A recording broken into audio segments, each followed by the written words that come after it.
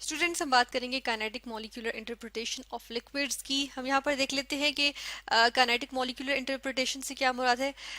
यहाँ पर हम देखेंगे कि हम लिक्विड के मॉलिक्यूल्स की हम ये देखेंगे कि वो किस तरह से इंटरेक्ट करते हैं, उनका बिहेवियर हम इंटरप्रेट करेंगे। ठीक है, तो यहाँ पर हम देखते हैं कि इसकी मूवमेंट से ज़्यादा रिलेट करके होगा। ठीक है, इसीलिए हम काइनेटिक मॉलिक्यूलर इंटरप्रिटेशन कह रहे हैं। और यहाँ kinetic molecular theory of gases जो हमने स्टडी की थी, हम उसी से रिलेट करेंगे इसको। ठीक है, और यहाँ पर हम देखते हैं फर्स्ट ऑफ ऑल कि लिक्विड के मॉलिक्यूल्स, ठीक है, लिक्विड के भी जो पार्टिकल्स होते हैं हम उनको क्या कहते हैं, हमारे पास यूजुअली मॉलिक्यूल्स आ जाते हैं। ठीक है, मॉलिक्यूल्स।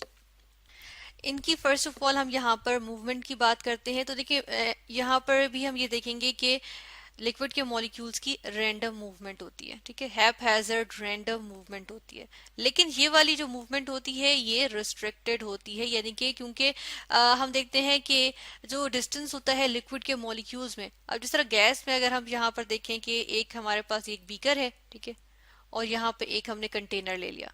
कंटेनर के अंदर हमने गैस ली हुई थी। गैस की अगर हम देखें तो हमारे पास जो मॉलिक्यूल्स होते हैं वो फार अपार्ट होते हैं। ठीक है, इस तरह से फार अपार्ट हैं।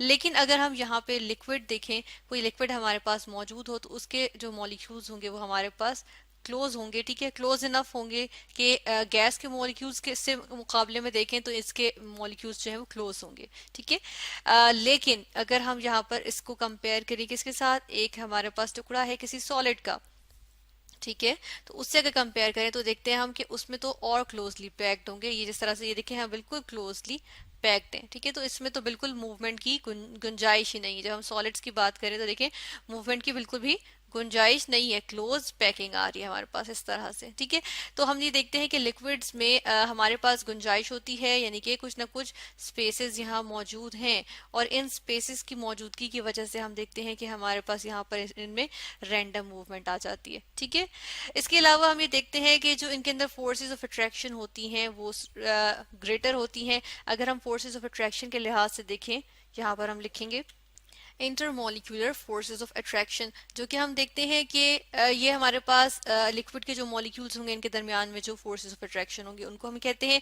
तो ये जो फोर्सेस हैं ये हमारे पास जो गैसेस होती हैं उनमें तो हमने कहा था कि ये क्या होती हैं, हमने गैसेस में कहा था कि ये नेग्लिजिबल होती हैं। ठीक है, लेकिन अगर हम यहाँ पर बात कर रहे हैं, हम यहाँ पर लिक्विड्स की बात कर रहे हैं, तो लिक्विड्स के अंदर हमारे पास आ जाती हैं यानी कि हम कहते हैं कंसिडरेबल है, कह देते हैं। ठीक है, यानी कि इनको हम कंसिडर करेंगे क्योंकि हम देखते हैं इनकी वजह से ही, यानी कि क्लोज होते हैं, मॉलिक्यूल्स क्लोज हैं, और इसी की वजह से हमारे पास फिजिकल स्टेट चेंज होती है और वो गैस से हमारे पास लिक्विड आ जाती है। जब हम देखते हैं कि मॉलिक्यूलर डिस्टेंस जो है वो हम कहते हैं कि कम हो गया। ठीक है, तो हम यहाँ पर क्या कहेंगे कि intermolecular forces of attraction considerable होती हैं between molecules of a liquid. ठीक है, लेकिन ये हम देखते हैं कि इतनी ज्यादा स्ट्रांग नहीं होती जिस तरह से हम कहते हैं कि सॉलिड्स में होती हैं।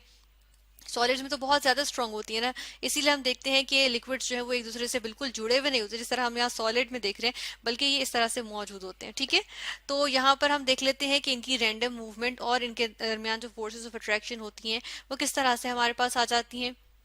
यहाँ पर हम ये देख लेते हैं कि ये देखें ये हमारे पास मॉलिक्यूल्स हैं लिक्विड के, और देखें किस तरह से ये क्या कर रहे हैं, ये आपस में एक दूसरे से कोलाइड भी कर रहे हैं और एक दूसरे से स्लाइड पास कर रहे हैं। ठीक है, इसको हम कहते हैं स्लाइड पास कर रहे हैं, क्योंकि देखिए ये एक दूसरे से स्लाइड कर रहे हैं और ये रैंडम मोशन जो है ये शो कर रहे हैं। ठीक है, और यहाँ पर अब हम थर्ड पॉइंट पे आ जाते हैं, और थर्ड पॉइंट ये कहता है कि हम देखते हैं कि kinetic molecular interpretation of liquids ये होती है कि हमारे पास होता ये है कि हम देखते हैं जो एवरेज काइनेटिक एनर्जी, जिस तरह से हमने काइनेटिक एनर्जी और काइनेटिक थ्योरी ऑफ गैसेस में बात की थी कि average kinetic energy of gas molecules equal होती है किसके, ये डायरेक्टली प्रोपोर्शनल होती है किसके, डायरेक्टली प्रोपोर्शनल होती है एब्सोल्यूट टेम्परेचर के। तो यहाँ पर भी हम यही देखते हैं कि ये जो average kinetic energy of liquid molecules होती है वो भी डायरेक्टली प्रोपोर्शनल होती है किसके, एब्सोल्यूट टेम्परेचर के।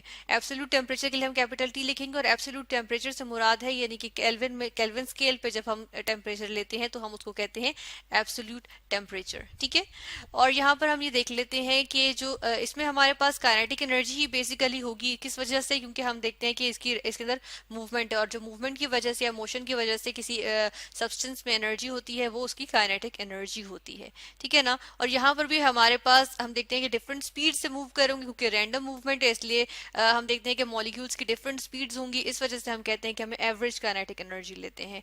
ठीक है, इसके अलावा देखते हैं जी रैंडम, अच्छा मूवमेंट क्योंकि काइनेटिक मॉलिक्यूलर इंटरप्रिटेशन है तो देखिए रैंडम मूवमेंट सबसे इंपॉर्टेंट इसका पॉइंट है, और इसी से रिलेट करके हम देखते हैं कि रैंडम मूवमेंट की वजह से क्या होता है कि लिक्विड्स हमारे पास होते हैं वो फ्लूइड्स होते हैं। ठीक है, और फ्लूइड होने का मतलब क्या होता है कि जो चीज फ्लो कर सके उसको हम क्या कहते हैं, कि वो फ्लूइड होती है। ठीक है, तो लिक्विड्स हमारे पास क्या आ गए, फ्लूइड्स। ठीक है, तो हमने यहाँ पर कुछ पॉइंट्स देखे हैं, काइनेटिक मॉलिक्यूलर इंटरप्रिटेशन देखी है कि हमारे पास यानी कि यहाँ पर अगर मूवमेंट के लिहाज से देखें और काइनेटिक एनर्जी के लिहाज से देखें तो हमारे पास क्या होता है, लिक्विड्स में हम कहते हैं कि गैसेस के मुकाबले में हमारे पास यहाँ पर जो है वो considerable intermolecular forces of attraction आ जाती हैं, जिसकी वजह से मॉलिक्यूल्स एक दूसरे के करीब होते हैं। ठीक है, और एक दूसरे को टच भी करते हैं, जिस तरह से हमने इसकी एनिमेशन भी देखी थी कि मॉलिक्यूल्स एक दूसरे को टच भी करते हैं, एक दूसरे को स्लाइड भी करते हैं। ठीक है, एक दूसरे को स्लाइड करते हैं, एक दूसरे से कोलाइड भी करते हैं। ठीक है, और उसके अलावा हमने यहाँ पर ये भी देखा कि इतनी भी स्ट्रांग नहीं होती इनमें फोर्सेस ऑफ अट्रैक्शन की क्लोज पैकिंग हो, कि हम देखते हैं जी जिस तरह सॉलिड्स में होती है।